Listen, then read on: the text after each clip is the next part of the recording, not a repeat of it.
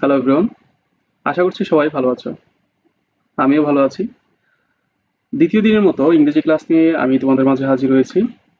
Palash Chandra Pal, BSc in civil engineering, DUET, Gazipur. আর day টুতে আমরা আলোচনা করব গত ক্লাসে যা আলোচনা করেছিলাম তারপর থেকে।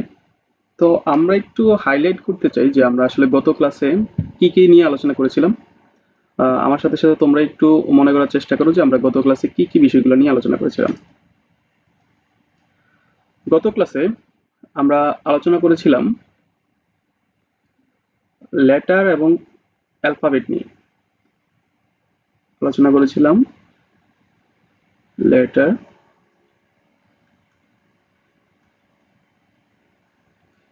Alphabet and word.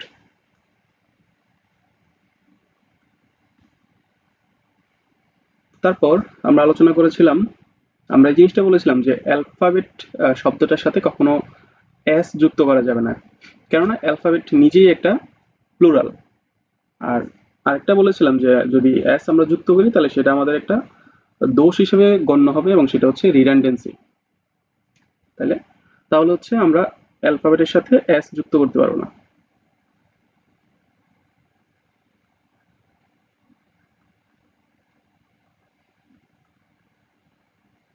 এস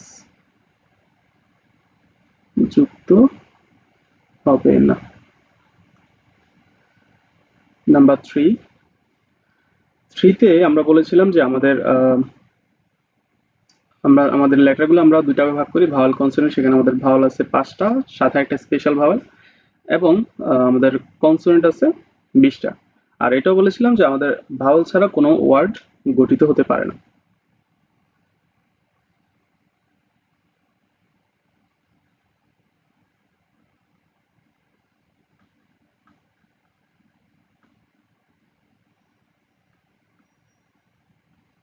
কিন্তু ভাওয়াল ছাড়া যদি ওয়ার্ড গঠিত না হয় সেখানে আমাদের একটা স্পেশাল ভাওয়াল থাকবে, সেটা হচ্ছে ওই। আমরা এই বিষয়গুলো নিয়ে গত ক্লাসে আলোচনা করেছিলাম। এখানে আমরা লেটারগুলো নিয়ে যদি আরেকটু আলোচনা করতে চাই, আমরা বলেছিলাম যে আমাদের ভাওয়াল কনসোনেন্ট এই বিষয়টা আমরা আলোচনা করিনি, যদিও একটু এখন বলতে চাই। ভাওয়েল, আমাদের ভাওয়াল ছিল 5টি এবং কনসোনেন্ট 20টি। আচ্ছা, এখন বলো তো যে এইখানে আমাদের যে ভাওয়াল 5টি বললাম, তাহলে এটা কি ভাওয়েল হবে নাকি ভাওয়েলস? এটা ভাওয়েলস হবে, রাইট। এবং কনসোনেন্ট যেহেতু 20টি, তার মানে আমরা এখানে একসাথে 20টাকে আমরা কনসোনেন্ট না বলে সেখানে একসাথে বলবো কনসোনেন্টস। শুধুমাত্র এ, ই, আই, ও, ইউ যখন শুধুমাত্র আলাদা আলাদা করে থাকবে তখন এ কে আমরা শুধু আলাদাভাবে বলবো ভাওয়েল। যখন একসাথে সমষ্টিগতভাবে বিষয়টা বলবো তখন আমরা এই 5টাকে একসাথে বলবো ভাওয়েলস। সিমিলারলি কনসোনেন্টকে আমরা সমষ্টিগতভাবে বলবো কনসোনেন্টস। ঠিক আছে? আচ্ছা, আর গত ক্লাসে আমরা ওয়ার্ড নিয়ে একটু কথা বলেছিলাম। তো এখন আমি একটু বলতে চাই যে আসলে ওয়ার্ড নিয়ে বা ওয়ার্ড চেনাটা আমাদের কেন জরুরি, অর্থাৎ ওয়ার্ডের সিগনিফিকেন্স বা ইম্পর্টেন্স যদি বলি, ওয়ার্ডটা আমাদের আসলে কেন জানা জরুরি। আচ্ছা, আমি তোমাদেরকে একটা নতুন একটা ওয়ার্ড বলি, আহ, যে কোনো একটা ওয়ার্ড। ধরো আমরা বললাম হচ্ছে বিউটিফুল।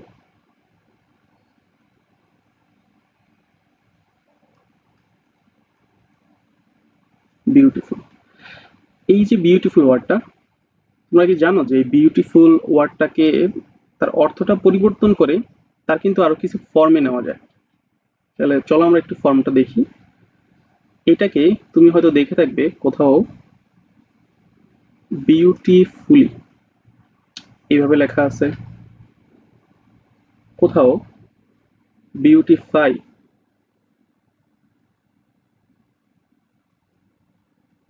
এইভাবে লেখা আছে, অথবা বিউটি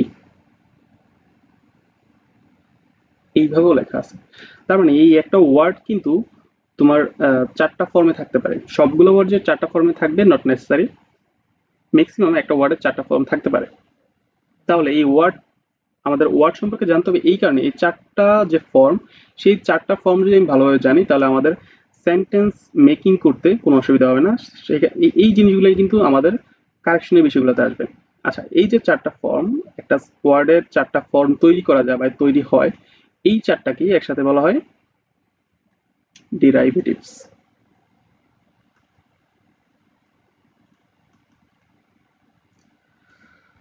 তোমরা হয়তো শুনে থাকবে এই ডেরিভেটিভস এর কথা, যদি না শুনে থাকো কোনো সমস্যা নেই, জাস্ট শুনে থাকো এবং ডেরিভেটিভস জিনিসটা কি আজকে একটু জেনে নাও। সামনে এই ডেরিভেটিভস নিয়ে আরো আলোচনা হবে, ডেরিভেটিভস জিনিসটা সম্পর্কে তোমরা জানবা। তাহলে আশা করি তখন তোমাদের কোনো ভয় থাকবে না। তো এখন যেটা বললাম, জাস্ট শুনে থাকো এবং বুঝো যে ডেরিভেটিভস জিনিসটাকে। তাহলে এই যে একটা ওয়ার্ড, যে কোনো একটা ওয়ার্ডকে আমরা তার বিভিন্ন ফর্মে নিতে পারি, বিভিন্ন ফরম্যাটে নিতে পারি। এই ফরম্যাটে নেওয়ার প্রসেসটাই কিন্তু হচ্ছে, বা ফরম্যাটটাই হচ্ছে একসাথে এই জিনিসটাকে বলা হয় ডেরিভেটিভস। এখন এটা আসলে কিভাবে কাজে লাগে, আমরা আরেকটা যদি হচ্ছে আরেকটা ওয়ার্ড দেখি, তাহলে দেখো আমরা ধরো আরেকটা ওয়ার্ড লিখলাম ডেভেলপমেন্ট।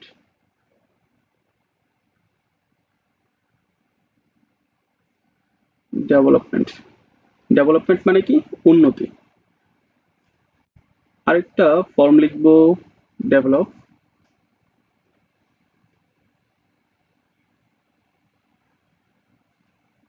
আরেকটা ফর্ম হবে ডেভেলপিং।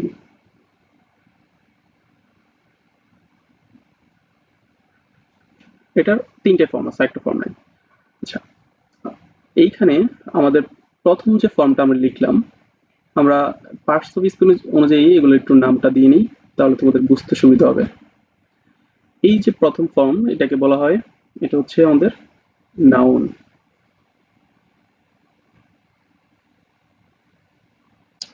এটা হচ্ছে আমাদের ভার্ব, অ্যাডজেক্টিভ এন্ড অ্যাডভার্ব। এই পার্টস অফ স্পিচগুলো আমরা এখন আলোচনা করিনি, আমরা এগুলো নিয়ে পরে আলোচনা করব। বাট এটার আগে আমাদের ওয়ার্ড সম্পর্কে, সেন্টেন্স সম্পর্কে ধারণা থাকা জরুরি বিধে আমরা এই জিনিসগুলো আলোচনা করছি, এবং প্রসঙ্গত এই জিনিসগুলো চলে আসতেছে। বাট এগুলো নিয়ে আমরা বিস্তারিত আলোচনা করব পরবর্তী ক্লাসগুলোতে। তাহলে যেটা বললাম যে আমাদের এই যে ওয়ার্ডগুলো লিখলাম, বিউটি, ডেভেলপমেন্ট, এই দুইটা ওয়ার্ডই হচ্ছে নাউন। বিউটিফাই, ডেভেলপ, এই দুইটা ওয়ার্ডই হচ্ছে ভার্ব। বিউটিফুল, ডেভেলপিং, এই দুইটা হচ্ছে অ্যাডজেক্টিভ। এবং এখানে বিউটিফুলি ওয়ার্ডটা হচ্ছে অ্যাডভার্ব, আর ডেভেলপের আসলে কোনো অ্যাডভার্ব ফর্ম নাই। তো এখন এই জিনিসগুলো আমাদের আসলে কিভাবে কাজে লাগে? ধরো আমি একটা সেন্টেন্স লিখলাম, আই ওয়ান্ট টু, এখানে ডট ডট দিলাম, মাই skills. I want to dash my skills. তাহলে আমি যদি বলি এই শূন্যস্থানে তুমি আসলে কি বসাতে চাও? তুমি কি এখানে ডেভেলপমেন্ট বসাবে, নাকি ডেভেলপ বসাবে, নাকি ডেভেলপিং বসাবে? তাহলে এইখানে আমাদের একটু বোঝার বিষয় আছে, যেটাকে এইটাকে আমরা আসলে বেসিক বলতেছি। তাহলে দেখো এইখানে, দেখো আমার যখন আমি এই সেন্টেন্সটাতে যদি খেয়াল করি, I want to dash my skills, এইখানে দেখো একটা টু আছে। আই হচ্ছে সাবজেক্ট, ওয়ান ভার্ব, এখানে একটা টু, তারপর হচ্ছে আমার কিন্তু একটা কি আছে, ড্যাশ আছে। তো আমরা এটা পরবর্তীতে আমরা জেনে থাকবো বা জানবো যে টু প্লাস টু যদি থাকে, তাহলে টু এর সাথে টু প্লাস কি হয়, ভি ওয়ান, যেটাকে আমরা বলি ইনফিনিটিভ। তার মানে ভার্বের পরে যদি টু থাকে এবং সেইখানে আমাদের একটা ভি ওয়ান বসে, অর্থাৎ ভার্ব ফর্ম বসে। ভি ওয়ান মানে ভার্বের প্রেজেন্ট ফর্ম, আমাদের ভি ওয়ান বসে। তো ভি ওয়ান বসা মানে ভার্ব বসতেছে, তার মানে আমি এটা শিওর হয়ে গেলাম যে আমাদের এই টু এর পরে কি বসবে, একটা ভার্ব বসবে। তাহলে এইখানে দেখো, এইখানে এই তিনটা যে সেন্টেন্স আছে, তিনটা যে ওয়ার্ড আছে, তিনটা ওয়ার্ডের মধ্যে আমাদের ভার্ব কোনটা, রাইট, ডেভেলপ। তাহলে তার মানে আমাদের এখানে I want to develop, develop হবে। তাহলে এই যে আমি যদি আসলে এই ওয়ার্ডগুলো থেকে আমি চিনতে না পারতাম যে আমার এখানে ভার্ব কোনটা, নাউন কোনটা, অ্যাডজেক্টিভ কোনটা, তাহলে কিন্তু আমি এখানে এটা গ্যাপটা ফিল করতে পারতাম না। তো সেই কারণে আমাদের এই জিনিসগুলো জানা দরকার, ওয়ার্ড সম্পর্কে আমাদের ধারণা থাকতে হবে এবং ডেরিভেটিভস জিনিসগুলো জানতে হবে। তো আমি তোমাদের এই আজকে ভিডিওটার কমেন্ট বক্সে কিছু ডেরিভেটিভস ফর্ম দিয়ে দিব, অল্প কিছু, যাতে হচ্ছে তোমরা এগুলো দেখতে পারো, দেখে দেখে শিখতে পারো। সাথে সাথে এগুলো কিন্তু আমাদের ইংরেজির বিষয়টা কিন্তু হচ্ছে দুইটা দুইটা টার্ম আমাদের শিখতে হয়। একটা হচ্ছে মেমোরাইজের একটা বিষয় থাকে, আরেকটা বিষয় হচ্ছে আমাদের আন্ডারস্ট্যান্ডিং। তো কিছু জিনিস আমাদেরকে বুঝতে হবে, না বুঝলে আমরা আসলে এগুলা না বুঝে করতে পারবো না। আর কিছু কিছু জিনিস থাকবে যেগুলো আমাদেরকে মেমোরাইজ করতে হবে। তো এই ডেরিভেটিভস ওয়ার্ডগুলো হচ্ছে আমাদের মেমোরাইজের একটা অংশ। অবশ্যই আমাদেরকে এখানে কিছু নতুন শব্দ আমাদের মুখস্থ করতে হবে অর্থ সহ, এবং ওই প্রত্যেকটা শব্দের ফরম্যাটগুলো আমাদেরকে জানতে হবে। ঠিক আছে? তো এই ছিল আমাদের গত ক্লাসের আলোচনা। যদি এগুলো আমরা আলোচনা করি না, এগুলো জাস্ট আজকে নতুন সংযোজন হলো। তো আমরা আজকে আলোচনা করব সেন্টেন্স নিয়ে। আমাদের আজকের আলোচনা হবে সেন্টেন্স, রাইট?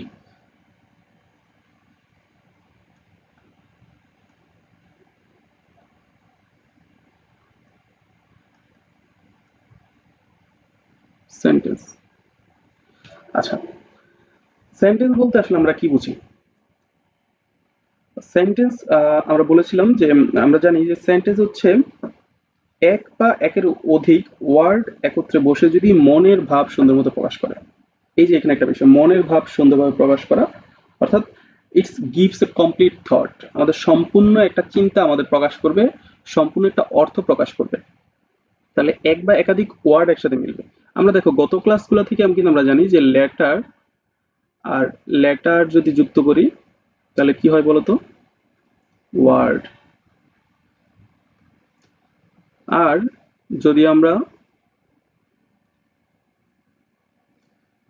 ওয়ার্ড ওয়ার্ড যুক্ত করি, ওয়ার্ড প্লাস ওয়ার্ড করি, তাহলেই হয়ে যায় আমাদের সেন্টেন্স। তবে তবে এইখানে যে আমাদের কিন্তু বিষয়টা থাকে সেটি হচ্ছে আমাদের কমপ্লিট থট, একটা সম্পূর্ণ চিন্তা প্রকাশ করতে হবে। ধরো আমি তোমাকে বললাম যে আমি একটা সেন্টেন্স লিখলাম, অনেকগুলো ওয়ার্ড মিলে আমি একটা সেন্টেন্স লিখলাম। সেই সেন্টেন্সটা হলো এরকম যে আই স, আমি দেখেছিলাম, a cow flying in the sky,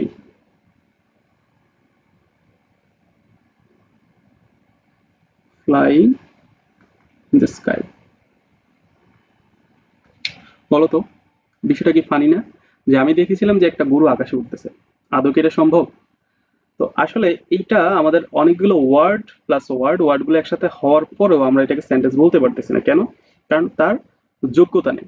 আমরা বাংলাতে হচ্ছে তিনটা বিষয় জানি, যে আমাদের একটা সেন্টেন্স বা একটা বাক্য কমপ্লিট হতে গেলে আমাদের তিনটা জিনিস প্রয়োজন, সেটা হচ্ছে আকাঙ্ক্ষা, আসক্তি এবং যোগ্যতা। তো আমাদের আচ্ছা, আকাঙ্ক্ষার বিষয়গুলো আমি একটু বলি। যে আমি যদি শুধু বলতাম যে আই স, এতটুকু বলে এই কথাটা যদি আমি না বলতাম, যে আই স এর পরে যদি এই কথাটাকে আমি স্কিপ করতাম, না বলতাম, তাহলে আই স আমি দেখেছিলাম, তারপরে যদি আর কিছু না বলতাম, তাহলে কিন্তু আমার একটা জানার ইচ্ছা থেকে যেত যে আমি আসলে কি দেখেছিলাম, এরকম একটা ইচ্ছা কিন্তু থেকে যেত। তাহলে এই অংশটা তখন আমি ওই সেন্টেন্সটাকে আই স, এই সেন্টেন্সটাকে বলতাম, এটা সেন্টেন্স বলতাম না। কারণ তার হচ্ছে আকাঙ্ক্ষা থেকে যায়, এখানে কিন্তু তার আকাঙ্ক্ষার ঘাটতি আছে, আকাঙ্ক্ষা পূর্ণ হয়। ঠিক আছে? তো তারপর হচ্ছে যদি আবার আমি কিছু সেন্টেন্সটাকে লিখে এলোমেলো ভাবে লিখতাম, যে আই স এ কাউ, এরকম ভাবে না লিখলে লিখতাম এ এ কাউ আই স, বা স এ কাউ, অর্থাৎ উল্টাপাল্টা, তার যদি কোনো সিকোয়েন্স না থাকতো তাহলেও আমি তাকে সেন্টেন্স বলতে পারতাম না, কারণ তার আসক্তি নেই। আরেকটা হচ্ছে আমার আমার ফুল থটও আমি চিন্তা করলাম, তারপর হচ্ছে তার সিকোয়েন্স গুলো ঠিক মতো দিলাম, কিন্তু ওইটার কোনো মিনিংই হইলো না। যে অর্থাৎ তার কোনো যোগ্যতা নেই, যে I saw a cow flying in the sky, গরু আকাশে ওঠে, কিন্তু বাস্তবে কি আদৌ এটা সম্ভব? সম্ভব না। তার মানে সবকিছু ঠিক থাকার পরেও এখানে যেহেতু তার কোনো যোগ্যতা নেই, সেজন্য আমি এটাকে সেন্টেন্স বলতে পারতেছি না।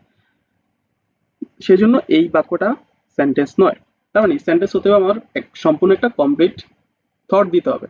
এবার দেখো, চলো আমরা কিছু সেন্টেন্স দেখি। আমি বললাম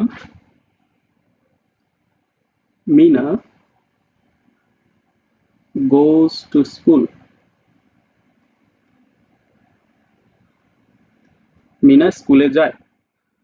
তারপর বললাম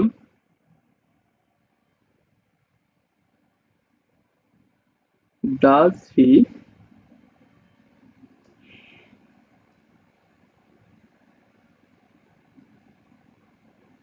complete his work,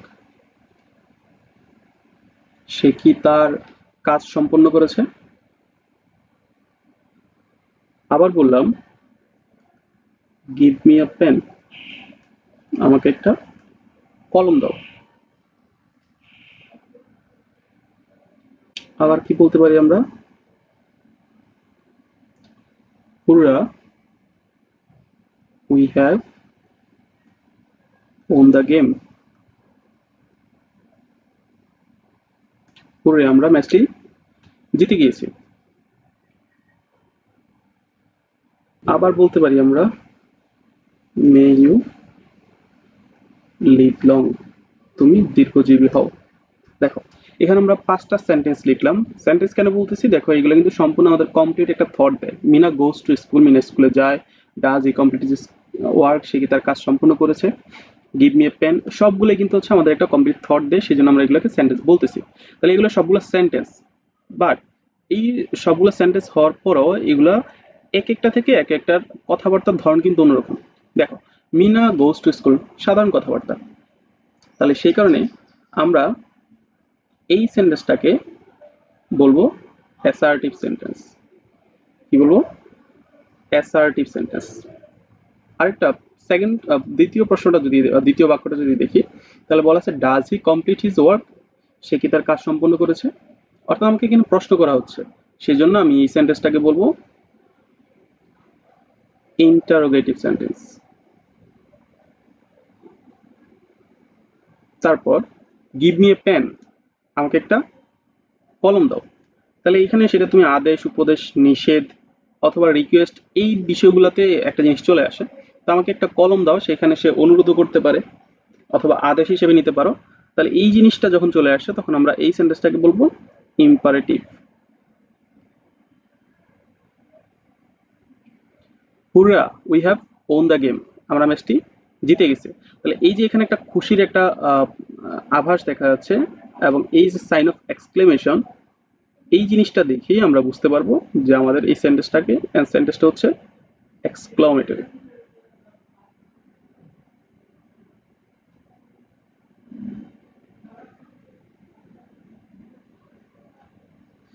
May you live long, তুমি দীর্ঘজীবী হওয়া, ইচ্ছা বা প্রার্থনা প্রকাশ, এই সেন্টেন্সটাকে আমরা বলবো অপটেটিভ। তাহলে দেখো এই কথার ধরনের উপর ডিপেন্ড করে কিন্তু আমার 5টা কথা, 5টা বাক্য কিন্তু 5 ধরনের বাক্য হয়ে গেছে। তো এইভাবে আমরা এই বাক্যগুলোকে 5টা ভাগে ভাগ করতে পারি: assertive, interrogative, imperative, optative and exclamatory. আমরা সেন্টেন্স সম্পর্কে আজকে এতটুকুই জানবো। ভিডিওটা দীর্ঘায়িত করব না, কারণ তাহলে হচ্ছে তোমাদের একঘেয়েমি চলে আসবে। তো অল্প অল্প করে শিখবো, বাট ইফেক্টিভলি শিখবো। তো সেন্টেন্স আলোচনা আজকে এই পর্যন্তই। নেক্সট ক্লাসে আমরা সেন্টেন্সের পরবর্তী যে বিষয়গুলো আছে আর অন্যান্য বিষয় থাকবে, সেই বিষয়গুলো নিয়ে আমরা আলোচনা করব। সেই পর্যন্ত সবাই ভালো থেকো, সুস্থ থেকো, আর তোমাদের বন্ধুদের মাঝে ভিডিওটা শেয়ার করে দিও, যাতে তারাও এই বিষয়গুলো দেখতে পারে এবং ডুয়েট এডমিশনে তাদের পথটাও সুগম হয়। তো আমাদের বিভিন্ন ইনফরমেশনের জন্য আমাদের ফেসবুকে পেজ আছে ইঞ্জিনিয়ার্স হেড। কমেন্ট বক্সে আমাদের ইঞ্জিনিয়ার্স হেড ফেসবুক পেজের লিঙ্ক দেওয়া থাকবে, সবাই ফেসবুক পেজের ওই লিঙ্কে অ্যাড হয়ে নিবা, যাতে আমাদের আপডেটগুলো কোনোভাবে মিস না হয়। সবার সুস্থতা কামনা করে আজকে এই পর্যন্তই। ধন্যবাদ সবাই।